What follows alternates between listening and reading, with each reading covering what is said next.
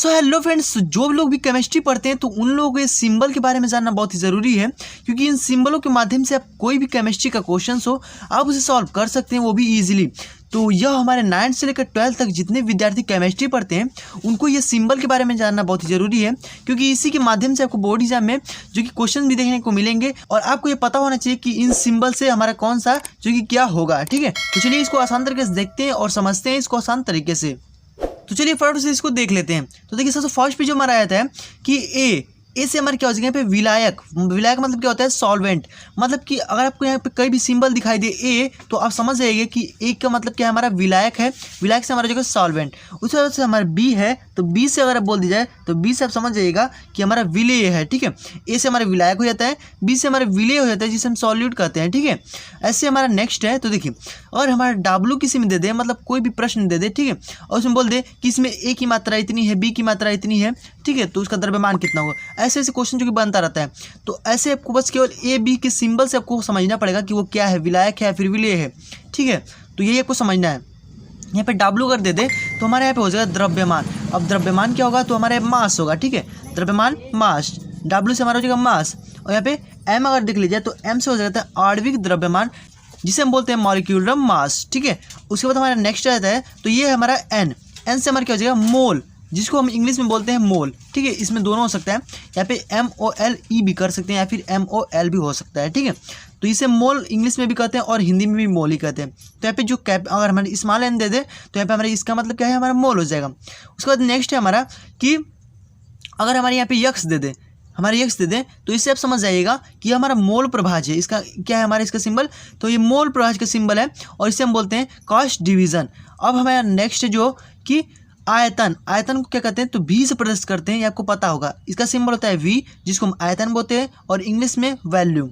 Next है हमारा WA। अगर यहाँ पे W लिख दे और यहाँ पे नीचे A लिख दे, ए से आपको पता ही है क्या होता है? तो विलायक होता है। और हम यहाँ पे W लग जाता है तो W से क्या होता है? तो हमारा द्रव्यमान होता है। इसका मतलब कि विलायक का द्रव्यमान, विलायक का द्रव्यमान। इस तरह से आप समझ सकते हैं। और अगर आपको इसको इंग्लिश में बोलना है तो क्या हो जाएगा? हमारा यहाँ पे इसका मास हो जाएगा और इसका हमारा क्या हो जाएगा? तो सॉल्वेंट हो जाएगा, तो मास ऑफ सॉल्वेंट। अब हमारा जो नेक्स्ट है यहाँ पे देखिए, यहाँ पे हो जाएगा हमारा WB। अब यहाँ पे अगर W हमारा दिया हुआ है वेट, ठीक है, और यहाँ पे हमारा बी दिया हुआ है विलेय, तो यहाँ पे हमारा जगह विलेय का द्रव्यमान और द्रव्यमान का हमारा मास हो जाएगा, तो मास ऑफ सॉल्यूट। ठीक है, नेक्स्ट है हमारा MA। अब MA से क्या हो जाएगा? हमारा विलायक का अणुभार। तो विलायक, अब देखिए M से हमारा क्या हो जाता है? यहाँ पे अणुभार, मतलब कि आणविक द्रव्यमान के मतलब क्या है? अणुभार है, मतलब अणु का कितना भार है। ठीक है, कोई भी मॉलिक्यूल है तो उसका कितना भार है, वही हमारा। तो अब यहाँ पे हमारा MA है तो यहाँ पे विलायक का अणुभार हो जाएगा, जिसको हम इंग्लिश में क्या बोलेंगे? तो मॉलिक्यूलर वेट ऑफ सॉल्वेंट, मतलब कि इसको हम विलायक का सॉल्वेंट बोलेंगे और इसको मॉलिक्यूलर। ठीक है, तो इतना क्लियर है आपको। अब नेक्स्ट है हमारा देखिए MB, M और यहाँ पे नीचे हमारा B अगर दिया हो तो इसका मतलब क्या हो जाएगा? तो आपको B का पता ही होगा क्या होगा कि हमारा विलेय होता है। और वैसे ही हमारे M लगा हुआ है तो M का हमारा अणुभार होता है, तो क्या हो जाएगा? विलेय का अणुभार। और यहाँ पे अणुभार अगर आपको इंग्लिश में बोलना है तो क्या हो जाएगा? हमारा मॉलिक्यूलर वेट ऑफ, यहाँ पे सॉल्यूट हो जाएगा। यहाँ पे विलेय है तो हमारा केवल सॉल्यूट हो जाएगा और इसमें यहाँ पे सॉल्वेंट हो जाता है। बस यही दोनों में थोड़ा सा डिफरेंस है। A और B अगर आप यहाँ पे इतना केवल याद करते हैं तो आपको ये जो कि आपको लगा करके आसानी से इसको बना लेंगे।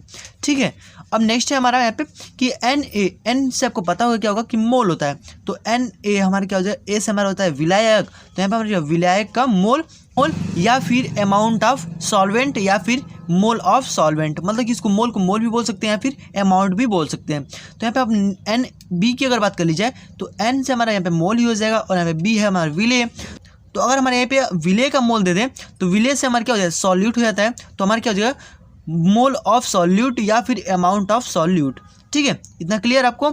अब देखिए VA, अगर VA दे दे तो V से आपको पता होगा क्या होगा? कि हमारा आयतन होता है, वैल्यूम होता है। और यहाँ पे हमारे A अगर दे दे तो विलायक होता है, तो विलायक का आयतन।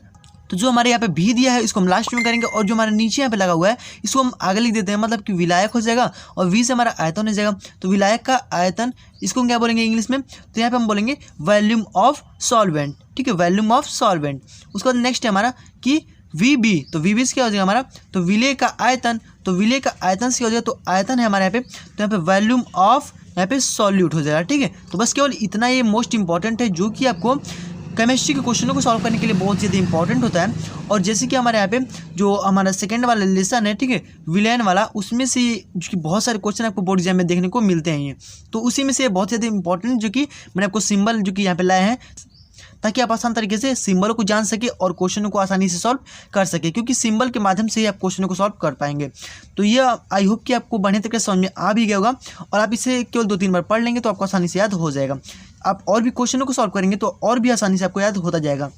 फ्रेंड्स, अगर आप हमारे चैनल पर नए हैं, सब्सक्राइब जरूर से कर लीजिएगा, और जो साथ में नोटिफिकेशन बेल है उसको ऑल पर प्रेस कर दीजिएगा, क्योंकि हम आपके लिए ऐसे ही बोर्ड एग्जाम से रिलेटेड वीडियोस लाते रहते हैं। तो फ्रेंड्स, मिलते हैं नेक्स्ट वीडियो में, तब तक के लिए गुड बाय, जय हिंद, वंदे मातरम।